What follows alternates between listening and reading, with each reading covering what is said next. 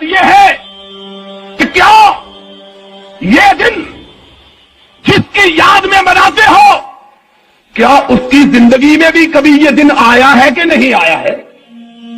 صرف اتنے سے سوال کا جواب دے دو، کبھی اس کی زندگی میں بھی یہ دن آیا ہے کہ نہیں آیا؟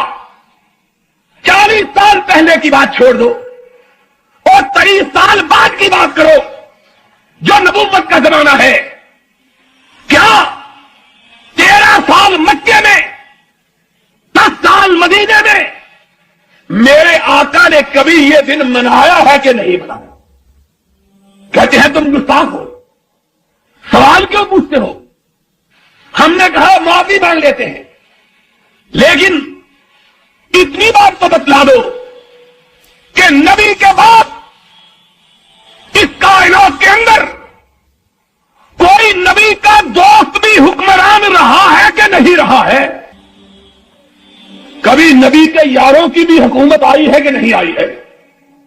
کبھی نبی کے دوستوں کا بھی اختیار ہوا ہے کہ نہیں ہوا ہے؟ اگر تمہارا عقیدہ یہ ہے کہ صدیق نبی کا کچھ لگتا تھا اور وہ 11 ہجری کو حکمران ہوا، 13 ہجری کو ان کی وفات ہوئی، تو اتنا تو بتلا دو 2 برس یہ دن ان کی زندگی میں آیا ہے کہ نہیں آیا ہے؟ اور پھر بتلا دو کہ فاروق کے بارے میں تمہاری رائے کیا ہے؟ 10 برس، سن 13 سے لے کر 23 تک، 24 تک وہ بھی حکمران رہا ہے 11 برس۔ کیا اس کی زندگی میں بھی یہ دن کبھی آیا ہے کہ نہیں آیا ہے؟ پھر 12 برس اس کے بعد نبی کا اپنا داماد 2 بیٹیوں کا شوہر عثمان حکمران رہا ہے۔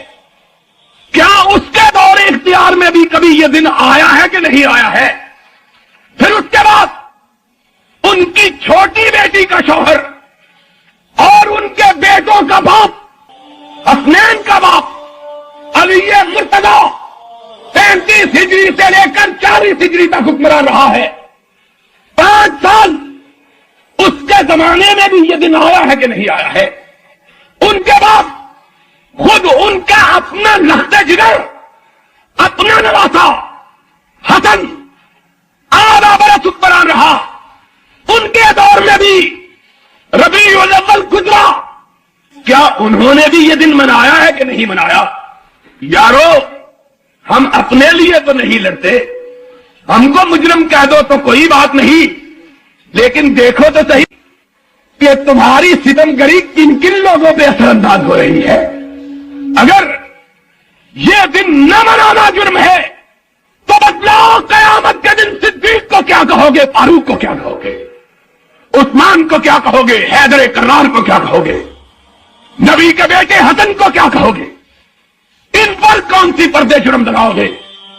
جو اگر تم یہ کہو کہ ہم بھی اسی جرم کے مرتکب جس کے یہ مرتکب تھے، تو ہمارے نصیبے کا کیا کہنا کہ ہم بھی اسی صف میں کھڑے ہوں جس صف میں صدیق و فاروق کھڑا ہو؟